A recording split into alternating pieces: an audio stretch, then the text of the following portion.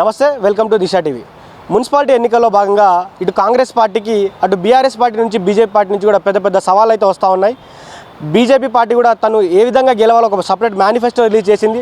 అదేవిధంగా బీఆర్ఎస్ పార్టీని ఎందుకు గెలిపేయాలని కూడా కేటీఆర్ గారు ఎక్కడక్కడ కూడా పెద్ద ఎత్తున కూడా తన గలాన్ని వినిపిస్తూ ఉన్నారు. అదేవిధంగా తను చేసినటువంటి 6 గ్యారెంటీల మోసం అనేది కూడా ప్రజలకు తీసుకెళ్తా ఉన్నారు. వీటన్నిటి అంశాల మీద కూడా మాట్లాడే ప్రయత్నం చేద్దాం. మనతో పాటు కాంగ్రెస్ నాయకులు వెంకట్ నాయక్ గారు ఉన్నారు, వారితో మాట్లాడే ప్రయత్నం చేద్దాం. అన్న చెప్పండి, కాంగ్రెస్ పార్టీ మున్సిపాలిటీలకు ఇచ్చింది గాడిద గుడ్డే అని బండి సంజయ్ అంటున్నారు. దీనిపైన మీ రియాక్షన్ అన్న? ఒక విషయం ఏంటంటే, తెలంగాణ రాష్ట్రంలో కాంగ్రెస్ పార్టీ అధికారంలోకి వచ్చిన తర్వాత కొన్ని వేల కోట్ల వరకు మున్సిపాలిటీ కోసం ప్రత్యేకంగా ఫండ్స్ తీసుకొచ్చి ఖర్చు పెట్టిన సందర్భం ఉండే. ఫర్ ఎగ్జాంపుల్, మొన్న మిర్యాలగూడలో సభ జరిగినప్పుడు గౌరవ ముఖ్యమంత్రి గారు ఈ మిర్యాలగూడ మున్సిపాలిటీకి మాత్రమే 250 కోట్ల బడ్జెట్ ఇచ్చామని అన్నారు. అట్లా 119 మున్సిపాలిటీ ఒకసారి చూసుకోండి, కార్పొరేషన్ చూసుకోండి. ఇవన్నీ చూసుకున్నప్పుడు కొన్ని వేల కోట్ల బడ్జెట్ అవుతుంది కదా.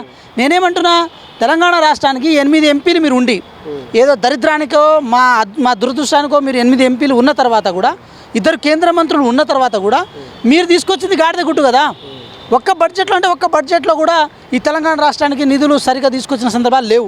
ఈరోజు జిహెచ్ఎంసీ ఎలక్షన్లో ఈ పెద్ద మనిషి చెప్పి ఉండే, ఏమని చెప్పుంటే, బండి పోతే బండి ఇస్తామన్నారు, ఇల్లు పోతే ఇల్లు ఇస్తా అన్నారు, వస్తువులు పోతే వస్తువులు ఇస్తా అని చెప్పిన సందర్భాలు ఉండే. ఏది ఆ రోజు వరదలు వచ్చిన వ్యవహారంలో అట్లా చెప్పిన బండి సంజయ్ హైదరాబాద్ జిహెచ్ఎంసీ ప్రజలను గాలికి వదిలేసి కేవలం చార్మినార్ దగ్గర ఉన్న ఏదైతే మన భాగ్యలక్ష్మి అమ్మవారి టెంపుల్ ఉందో ఆ టెంపుల్ చుట్టూ రాజకీయాలు చేసుకుంటూ ఇక్కడ జిహెచ్ఎంసీలో కొన్ని సీట్లు గుడ్డుకో మెల్లకో కొంతవరకు గెలవగలిగారు. ఆ గెలిచిన కార్పొరేట్లైనా సరే వీళ్ళను ఎదిరించో లేకపోతే బెదిరించో, ఏది 12 సంవత్సరాలుగా ఏది భారతదేశంలో వాళ్ళు అధికారం ఉన్నారు కదా, ఏమైనా తెచ్చిరా అంటే ఏం చేయలేదు కదా. సో ఫస్ట్ నీకు కరీంనగర్కి ఏం తెచ్చినావు? కరీంనగర్లో 2 సార్లు ఎంపీ అయి ఉండి, ఒకసారి కేంద్ర మంత్రి అయి ఉండి ఒక డంప్యాడ్ తేయలేకపోయినా నువ్వు. ఇప్పుడు కరీంనగర్ మేయర్ కనుక ఏది బీజేపీకి వస్తే మేము ఇక్కడ డంప్యాడ్ తెచ్చుకుంటామని చెప్పి నువ్వు చెప్పుకుంటున్నావు. 5వ తరంలో 500 కోట్లు తీసుకొస్తా, ప్రత్యేకంగా నిధులు తీసుకొస్తా అని కూడా చెప్తా ఉన్నాడు కరీంనగర్కి. ఏడు తీసుకొస్తావు నువ్వు? ఇన్ని రోజులు గాడిద పళ్ళు దోవిరా మీరు ఎంపీలుగా ఉండి, మీరు కేంద్ర మంత్రిగా ఉండి గాడిద పళ్ళు దోవిరా మీరు? ఏం చేయలేదు కదా మీరు. ఇది వాస్తవం కదా. తెలంగాణ రాష్ట్రంలో ఒక సామాన్యుడు బతికే పొజిషన్ లేదు. తెలంగాణ రాష్ట్రం మాత్రమే కాదు, ఈ దేశవ్యాప్తంగా సామాన్యుడు బతికే పొజిషన్ లేదు.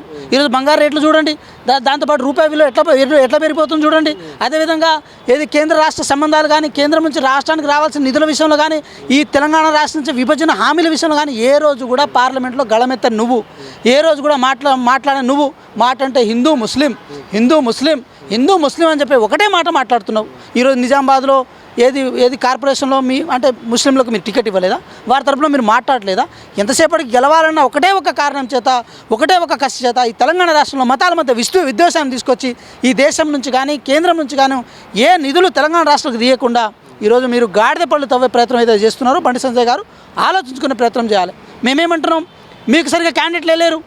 క్యాండిడేట్ లేకపోతే ఏదో కరీంనగర్లో నువ్వు అక్కడ కేంద్ర మంత్రిగా ఉన్నావు కాబట్టి, హిజ్జత్ మే సవాల్ నువ్వు గెలవాలి కాబట్టి, నువ్వు కేంద్రంలో నీ పైత్యాన్ని చూపించుకోవాలి కాబట్టి, నీ పదవులని పరపతిని కాపాడుకోవాలి కాబట్టి అక్కడేదో సొల్లు కబుర్లు సొల్లు పురాణాలు చెప్పుడు కాదు.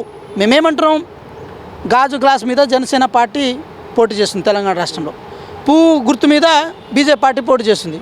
మీరిద్దరు పొత్తులు ఉన్నారు కదా. మీ తరపున జనసేన ఏది పవన్ కళ్యాణ్ గారు ప్రచారానికి వస్తున్నారు కదా. జనసేన పవన్ కళ్యాణ్ గారు గాజు గుర్తుకు ఓటేయమంటారా లేకపోతే పువ్వు గుర్తుకు ఓటేయమంటారా? మీకే క్లారిటీ లేదు. ఒకసారి మనం ఖమ్మంకి వెళ్దాం, ఖమ్మంలో ఏదులాపురం మున్సిపాలిటీకి వెళ్దాం. ఆ మున్సిపాలిటీ గాజు గుర్తు మీద ఏది పోటీ చేస్తున్న వాళ్ళు ఉన్నారు. వారి తరపున ఎవరు ప్రచారం చేయాలి? మీ స్టార్ క్యాంపెయినర్లు ఉన్నారు కదా, వాళ్ళని కొంతమంది దోలేరు కదా తెలంగాణ రాష్ట్రానికి. ఎవరి తరపున ప్రచారం చేస్తారు? పువ్వు తరపున, గ్లాస్ తరపున, లేకపోతే గ్లాస్లో పెట్టిన పువ్వు తరపున? ఇవన్నీ ఆలోచించుకోవాల్సిన అవసరం ఉంది. పవన్ కళ్యాణ్ అవసరం ఎందుకు వచ్చిందంటారు బీజేపీ పార్టీకి? ఏమో అది వాళ్ళకే తెలియాలి. అంటే వీళ్ళందరూ చేతగాని వాళ్ళేమో, అందుకోసం వాళ్ళని పిలిపించుకుందామని అనుకుంటారేమో. మేమేమంటున్నాం, పవన్ కళ్యాణ్ గారు ఇక్కడ అసలు పొత్తు ధర్మం ఉందా? ఎక్కడైనా పోటీ చేస్తున్నారు? పొత్తు కలిసి పోటీ చేస్తున్నారా? ఇదంతా ఒకటే విషయం. ఒక సనాతనిగా అని చెప్పుకునే పవన్ కళ్యాణ్ గారు బీజేపీ మోచేతి నీళ్లు తాగడం కోసం తెలంగాణ ఆత్మగౌరవం మీద, తెలంగాణ ఏది అంశం మీద, తెలంగాణ ఉద్యమం మీద ఏది ఉవ్వెత్తున ఎగిసిపడ్డ పవన్ కళ్యాణ్ గారు ఈరోజు మళ్ళీ ఏ మొహం వేసుకొని తెలంగాణకు వస్తారు? మేమంతా ఆయన అంత సీరియస్గా తీసుకుంటలేం. ఏ రోజు ఆయన ప్రభావం కూడా పెద్ద తెలంగాణలో లేదు. ఒక అభిమానులు ఉండొచ్చు. తెలంగాణ రాష్ట్రం వారి సినిమాలను ఏమైనా ఉంటే చూసుకోవచ్చు. ఏమన్నారండి పవన్ కళ్యాణ్ గారు? ఏమన్నారు? ఏది తూర్పుగోదావరి పశ్చిమ గోదావరిలో ఏది మోడు బారిపోతున్న కొబ్బరి చెట్ల కంట తెలంగాణ దిష్టి తగిలిందంట. యాదకుందా ఈ మాట మీకు? తెలంగాణ దిష్టి తగిలి మోడుపోయిన కొబ్బరి చెట్లంట. అంటే తెలంగాణ ప్రజలు ఏది దిష్టి పెట్టారు కాబట్టి అవన్నీ మోడిపోయినాయా? తెలంగాణ ప్రజలు దిష్టి పెడితే ఈరోజు రాయలసీమ కాస్త ఎడారిగా మారిపోయిందా? తెలంగాణ ప్రజలు దిష్టి పెట్టారు కాబట్టి ఈరోజు నువ్వు ఏది ఉప ముఖ్యమంత్రి కూర్చున్నవాడా? నీకు సినిమాలు రిలీజ్ చేసుకోవడానికి, నీకు ఫ్యాన్స్ రూపంలో ఇక్కడ ఏది ఉండడం కోసం ఇక్కడైతే మీకు తెలంగాణ వాళ్ళు కావాలి. తెలంగాణ యువత నీ నీ వెనకాల ఎట్లా పడితే అట్లా రావాలి.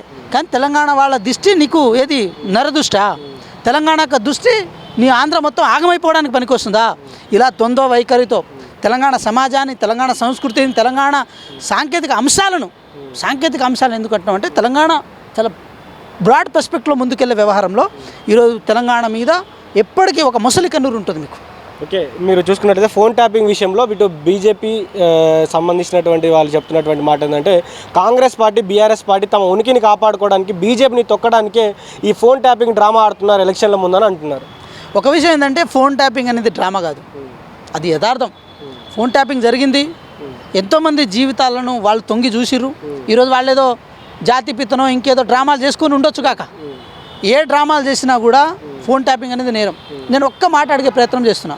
ఈరోజు బండి సంజయ్ గారు సిట్ ముందు నా ఫోన్ ట్యాపింగ్ జరిగిందని చెప్పి ధైర్యంగా చెప్పగలిగిందంటే that space given by the Congress party, Congress ప్రభుత్వం. అది కాంగ్రెస్ ప్రభుత్వంకున్న చిత్తశుద్ధి. అది మీ వ్యక్తిత్వ హననం జరిగినా, మీరు ప్రైవేషన్ అనేది వైలేట్ అయినా మీరు వచ్చి చెప్పుకోండి అని చెప్పి ఇంత స్పేస్ కల్పించింది కాంగ్రెస్ పార్టీ, కాంగ్రెస్ ప్రభుత్వం. మేమేమంటున్నాము, ఈరోజు ఏది ఫోన్ ట్యాపింగ్ చేయడం కోసం వ్యాపారవేత్తల యొక్క పేర్లను, సినిమా రంగంలో ఉన్న వాళ్ళ పేర్లను, రాజకీయ రంగంలో ఉన్న వాళ్ళ పేర్లను టెర్రరిస్ట్ జాబితాలో చేర్చి మరీ ఫోన్ ట్యాపింగ్ చేసి ఆ ఆధారాన్ని నాగోలు ఏది బ్రిడ్జ్ కింద, మూసి బ్రిడ్జ్ కింద వికారాబాద్ అడవుల్లో కాలబెట్టిన నేరస్తులు, దొంగలు, దోపిడీదారులు అందరూ కలిసి ముఠాగా ఏర్పడి తెలంగాణ రాష్ట్రం యొక్క ఏదైతే గోప్యత అంశం ఉందో దాన్ని తీసుకొచ్చి బయటపెట్టిన సందర్భాలు ఉంటాయి. ఒక మాట మేము ఏమంటున్నామంటే ఈరోజు కేసీఆర్ గారు పితా అనుకున్న కేసీఆర్ గారి దగ్గర ఇంటెలిజెన్స్ వాళ్ళు ప్రతిరోజు చెప్పినప్పుడు ఈ ఇన్ఫర్మేషన్ ఎక్కడి నుంచి తెచ్చిరని చెప్పి అడిగేంత దీనస్థితిలో కూడా లేని ఒక వ్యక్తి ఈరోజు ఆ రోజు 10 సంవత్సరాలుగా ముఖ్యమంత్రిగా ఉన్న సందర్భాలు ఉంటాయి. అన్న నేను ఒకటే మాట చెప్తున్నా, మనకు సంవత్సరాలు ఉంటాయి, మనకు పిల్లలు ఉంటారు, వాళ్ళ యొక్క వ్యక్తిగతంగా ఉండే వ్యవహారాలను దొంగచాటున వింటే కనుక అది ఎంతవరకు మనకు కరెక్టు? ఒక స్టేట్, ఒక రాజ్యం, ఒక మానవ హక్కులను కాపాడాల్సిన రాజ్యం, ఒక మానవ హక్కుల పరిరక్షణ కోసం పనిచేయాల్సిన రాజ్యం, ఒక మానవ హక్కుల మీద ఒక కన్సర్న్ ఉండాల్సిన రాజ్యం దొంగచాటున వాళ్ళ ఫోన్ సంభాషణ వింటున్నానంటే ఈ రాజ్యాన్ని దోషిగా చూడాల్సిన బాధ్యత ఉంటుంది. ఆ రాజ్యానికి రాజ్యాధికారిగా ఉన్న వ్యక్తి మీద దోషిగా చేర్చాల్సిన బాధ్యత ఉంటుంది. ఇవన్నీ ప్రభుత్వంగా, రాష్ట్ర ప్రభుత్వంగా గౌరవ ముఖ్యమంత్రి గారు హోమ్ మినిస్టర్గా ఉన్న తర్వాత ఇన్కేస్ కక్ష సాధింపు చేయాల్సి వస్తే తీసుకొచ్చి అందరిని బొక్కలో పడేసేటోళ్ళం. కానీ మా కక్ష సాధింపు మీద కంటే ఈ రాష్ట్రం యొక్క ప్రయోజనాలు, ఈ రాష్ట్రం యొక్క గోప్యత, ఈ రాజ్యాంగం మీద మాకున్న ఏదైతే అభిప్రాయం, రాజ్యాంగం పట్ల మాకున్న గౌరవం, దాని ప్రకారం వెళ్ళాలి. కాళేశ్వరం మీద కమిషన్ ఏర్పాటు చేసినాం, విద్యుత్ మీద కమిషన్ ఏర్పాటు చేసినాం, ఏది ఫోన్ ట్యాపింగ్ మీద సిట్ విచారణ ఏర్పాటు చేసినాం. అన్నిటిపైన కమిషన్లు ఏర్పాటు చేస్తున్నారు కానీ అది వారికి ఒక జైలు, మీరు అన్నటువంటి ఎలక్షన్ టైంలో మీరు జైల్లో వేస్తామని చెప్పారు, ఆ యాక్షన్ తీసుకోలేకపోతున్నారు. మీరు కమిటీలు వేస్తున్నారు కానీ వారిపైన యాక్షన్ తీసుకోలేకపోతున్నారు అనేది కూడా తెలంగాణ ప్రజల వైపు నుంచి వస్తున్నటువంటి మాట. సార్ నేను ఏమంటున్నా అంటే ప్రతి ఒక్కళ్ళకి మానవ హక్కులు ఉంటాయి, వాళ్ళకి చెప్పుకునే అవకాశం కూడా ఇవ్వగలగాలి. అది చట్టాలు, రాజ్యాలు చేయాల్సిన బాధ్యత అది. గౌరవ ముఖ్యమంత్రి గారిని ఆ రోజు ఇదే ఫ్యూడల్ నియంత ప్రభుత్వం ఆ రోజు జరిగింది ఏదైతే ఉందో, మన ఫ్యూడల్ ప్రభుత్వమైన కేసీఆర్ గారి ప్రభుత్వం ఏది బెడ్రూమ్ నుంచి గుంజుకొచ్చిన సందర్భాలు ఉండే. అలాంటి దీనస్థితికి, అలాంటి దౌర్భాగ్య స్థితికి ఈరోజు కేసీఆర్ గారిని మేము తీసుకురాదలుచుకోలేదు. ఎందుకంటే మాకు మానవ హక్కుల మీద మాకు గౌరవం ఉంది, వారి మీద మాకు గౌరవం ఉంది కాబట్టి ఈరోజు ఇంత ఓపికతో, ఇంత విచక్షణతో వ్యవహరించగలుగుతున్నాం. రాజకీయ కక్షలే కనుక చేయాలనుకుంటే మాత్రం బాత్రూమ్ నుంచి కూడా గుంజుకొచ్చేటోళ్ళం. కానీ ఆ పని కాంగ్రెస్ ప్రభుత్వం చేయదు సార్. మాకు చట్టాల మీద గౌరవం ఉంది, చట్టాల మీద మాకు బాధ్యత ఉంది. వాళ్ళు ఎన్ని రాజకీయ విమర్శలు చేస్తున్నా, వాళ్ళ సోషల్ మీడియాలో ఎంత ఏది రాంగ్ ప్రపగండా చేస్తున్నప్పుడు కూడా చాలా ఓపికతో ఎందుకు ఉంటున్నామంటే ప్రజాస్వామ్యంలో 4th ఎస్టేట్ ఏదైతే ఉందో దాన్ని గౌరవించుకోవాలి, ఈ మీడియాని గౌరవించాలి, ఈ మీడియాని బాధ్యతగా తీసుకున్న మీలాంటి జర్నలిస్టులను గౌరవించుకోవాలి. ఈరోజు మీరు నన్ను ఈ మాటలు అడుగుతున్నారు, దానికి సమాధానం చెప్పుకునే బాధ్యత నాకు ఉంటుంది, అడిగే బాధ్యత కూడా మీకు ఉంటుంది. కానీ ఎప్పుడైతే అది మితిమీరిన వ్యవహారంగా మారుతుందో ఆటోమేటిక్గా ఎంత ఇబ్బంది ఉన్నా కూడా సరే ఆ విషయంలో ఎటువంటి తప్పుడు నిర్ణయాలు తీసుకోకుండా అటు మీడియాని గౌరవించుకుంటూ అదేవిధంగా వాళ్ళ మానవ హక్కులను గౌరవించుకుంటూ ముందుకు వెళ్ళగలుగుతాం. తెలంగాణ జాతిపిత కేసీఆర్ అంటే మీ పార్టీకి కానీ మీకు కానీ వచ్చిన ఇబ్బంది ఏంటి? ప్రొఫెసర్ జయశంకర్ గారు కదా సార్, వారుగా తెలంగాణ జాతిపిత. పెళ్లి చేసుకోకుండా వారి జీవితాన్ని మొత్తం తెలంగాణ ఏకీకరణ చేయడం కోసం, తెలంగాణ ఒక తాటిపై తీసుకురావడం కోసం, అంటే ఏదైనా సరే తెలంగాణ ఎందుకు అవసరం మనకు అనే విషయాల మీద కుండబద్దలు కొట్టినట్టు ఈ సమాజాన్ని తట్టి లేపిన వ్యక్తి కదా సార్. ఈరోజు ప్రొఫెసర్ కోదండరామ్ సార్ ఏం లాభపడ్డారు సార్? ప్రొఫెసర్ కోదండరామ్ సార్ ఒక ప్రొఫెసర్గా ఉండి ఉస్మానియా యూనివర్సిటీ వేదిక విద్యార్థులను, అదేవిధంగా నిరుద్యోగులను, అదేవిధంగా ఈ రాష్ట్ర సమాజాన్ని ఒక తాటిపై తీసుకొచ్చి, ప్రజా సంఘాలు అందరినీ ఒక తాటిపై తీసుకొచ్చి ఈరోజు ఉద్యమాన్ని ఇంత దూరం తీసుకుపోయిన మహామేధావి కోదండరాం సార్. వీళ్ళని కాదని ఒక భక్తు రాజకీయ పార్టీగా మారిన తర్వాత తెలంగాణ ఉద్యమకారులను, తెలంగాణ ఉద్యమంలో ప్రాణాలు అర్పించిన వ్యక్తులను అనేక మందిని, అమరవీరులను రోడ్డున పడేసిన వీళ్ళు ఉద్యమకారులు ఎందుకు అవుతారు సార్? వాళ్ళ కుటుంబంలో వాళ్ళ కొడుకుకో పదవి, వాళ్ళ అల్లుడికో పదవి, వాళ్ళ బిడ్డకో పదవి, వాళ్ళ సటుకుడు కొడుకుకో పదవి, వాళ్ళ కుటుంబానికి మంది మార్బాలానికి పదవులు, వాళ్ళ ఏమంటారు హంగులు, ఆర్భాటాలు, ఆస్తులు, అంతస్తులు ఇవన్నీ చేసుకున్న తర్వాత తెలంగాణ రాష్ట్రాన్ని దోపిడీ చేసిన వ్యక్తిగా చూస్తాం. కానీ తెలంగాణ జాతిపిత ఎందుకు చూస్తాం సార్ మేము? కేసీఆర్కి లేదా హక్కు లేదా? కేసీఆర్ తెలంగాణ జాతిపిత అనిపించుకునే హక్కు లేదా? చరిస్మా లేదా కేసీఆర్కి? ఎట్లుంటుంది సార్? ఇప్పుడు ఆంధ్ర వాళ్ళు తెలంగాణ ఆస్తులను ధ్వంసం చేసి తెలంగాణ ఆస్తులను దోపిడీ చేసుకుంటే వాళ్ళు బయట దొంగలు సార్. ఇంటి దొంగ చేసిండు కదా సార్, తెలంగాణ ఆస్తులను కొల్లగొట్టిండు కదా. తెలంగాణలో ఈరోజు కాళేశ్వరం నుంచి మొదలు పెడితే ప్రతి విషయంలో తెలంగాణ ఆస్తులను కొల్లగొట్టిన తర్వాత జాతిపిత ఎందుకు అవుతారు సార్? జాతిపిత ఎప్పుడైతారు? త్యాగాల మీద పునాదులు వేసినప్పుడు జాతిపిత అవుతారు. నాకు పదవులు వద్దు, నాకు ఈ హంగుల ఆర్భాటాలు వద్దు, నేను ఈ జాతి కోసం పనిచేస్తా అని చెప్పి త్యాగాలు చేసిన మహాత్మా గాంధీ ఈ దేశానికి జాతిపిత అవుతారు. నాకు అధికారం పోయినా పర్లేదు, ఆంధ్రప్రదేశ్లో నాకు అధికారం లేకపోయినా పర్లేదు, కానీ తెలంగాణ ఇచ్చి తీరాలని చెప్పి అక్కడ అధికారాన్ని కోల్పోయి 2014 నుంచి మొదలు పెడితే ఈ 1924 వరకు అక్కడ సీట్లను ఆంధ్రలో పోగొట్టుకున్న ఈరోజు సోనియా గాంధీ గారు జాతిపిత అవుతారు సార్. వీరు పదవుల వెనకాల పరిగెట్టి పదవుల కోసం ఎంత నీచానికైనా దిగజారి గడ్డి తినే రకాలను జాతిపిత కింద ఎట్లా కన్సిడరేషన్ చేస్తారు సార్? జాతిపిత అంటే ఏంటి? ఆ అర్హతలు ఎక్కడి నుంచి వస్తాయి? త్యాగం నుంచి వస్తాయి సార్. ఏం త్యాగాలు చేసేది సార్ వీళ్ళు? మాకు పదవి కావాలి, మాకు పైసలు కావాలని కొన్ని లక్షల ఎకరాలను కబ్జాదారులుగా తీసుకున్నారు. ఎక్కడ ప్రభుత్వ భూములు ఎక్కడున్నాయి సార్? ఏది కాంగ్రెస్ పార్టీ ఇచ్చిన అసెన్ భూములను అప్పనంగా గుంజుకొని ఏది ధరణి పేరుతో దోపిడీ చేసిన వీళ్ళు జాతిపితలు ఎందుకు అవుతారు సార్? ఫోన్ ట్యాపింగ్ చేసి వేరే వాళ్ళ ఏది వ్యక్తిత్వ హననానికి పాల్పడ్డ వీళ్ళు జాతిపితలు ఎందుకు అవుతారు సార్? కాళేశ్వరం పేరుతో ఎన్నో లక్షల కోట్లు గుమ్మిన వీళ్ళు జాతిపిత ఎందుకు అవుతారు సార్? కాస్ట్లెస్ డెమోక్రసీగా తెలంగాణ రాష్ట్రాన్ని మార్చి ఒక సర్పంచ్ గెలవాలంటే 20-30 లక్షలు ఖర్చు పెట్టుకునేలా చేసి ఈ ఎమ్మెల్యేను కొనా, ఆ ఎమ్మెల్యేను కొనా, ఈ సర్పంచ్ని కొనా, ఈ వార్డు మెంబర్ని కొనా అని చెప్పి అనుకునే వాళ్ళు వీళ్ళు జాతిపితలు ఎందుకు అవుతారు సార్? ఒక రాజ్యాంగాన్ని కాపాడలేదు, ఒక ప్రజాస్వామ్యాన్ని కాపాడలేదు, ఓ తెలంగాణకు ఆత్మగౌరవాన్ని ఎక్కడ పడితే అక్కడ త్యాగం చేసి ఆంధ్ర కాంట్రాక్టులకు ఎట్లా పడితే అట్లా కాంట్రాక్టులు ఇచ్చి తెలంగాణ రాష్ట్ర ఖజానాన్ని అడ్డంగా బుక్కిన దోచుకున్న వీళ్ళు జాతిపితలు ఎందుకు అవుతారు సార్? జాతిపితలకు ఉన్న ఏ లక్షణాలు వీళ్ళకి లేవు సార్. తెలంగాణ అమర ఊర్లను ఏ రోజైతే ఇట్లా గాలిని వదిలేసి ఇలా వాళ్ళని బజార్ను వదిలేశారో, వాళ్ళ జీవితాలను ఆగం చేస్తారో ఆ రోజులే వీళ్ళు తెలంగాణ ఉద్యమానికి, తెలంగాణ సమాజానికి దూరం అయిపోయారు సార్. మేమేమంటున్నాం? ఫక్తు రాజకీయ పార్టీ బీఆర్ఎస్ పార్టీ తన రాజకీయ అవసరాల కోసం తెలంగాణ ఉద్యమాన్ని వాడుకున్నది. ఆ వాడుకోవడంలో కీలక పాత్ర పోషింది కేసీఆర్ గారు. నిన్న చూసుకున్నట్లయితే కాంగ్రెస్ జాబ్ క్యాలెండర్ కాదు, కాంగ్రెస్ స్కామ్ క్యాలెండర్ని హరీష్ రావు విడుదల చేశారు. నెలల వారీగా మీరు ఏమేమి స్కామ్లు చేశారు అని కూడా అటు మీడియాకు వివరించిన పరిస్థితి చూస్తూ ఉన్నాం. దీనిపైన మీ స్పందన ఏంటి అన్న? ఒకటే మాట చెప్తున్నాం, ఆ నిరుద్యోగ మూమెంట్లో మేము కూడా పాల్గొన్నాం కాబట్టి చెప్తున్నాం. 10 సంవత్సరాల కాల పరిమితిలో ఒక్క డిఎస్సీలే, 10 సంవత్సరాల కాల పరిమితిలో ఒక్క గ్రూప్ 1 ఎగ్జామ్ని కండక్ట్ చేయలే, 10 సంవత్సరాల కాల పరిమితిలో ఇన్ని వేల ఉద్యోగాలు ఇవ్వలే, 70,000 ఉద్యోగాలు సార్. తలకాయలు లెక్క పెట్టుకుందాం సార్. మేము ఇచ్చినాం, మేము నోటిఫికేషన్ ఇచ్చినాం అంటే నోటిఫికేషన్ ఎవరైనా ఇస్తారు సార్?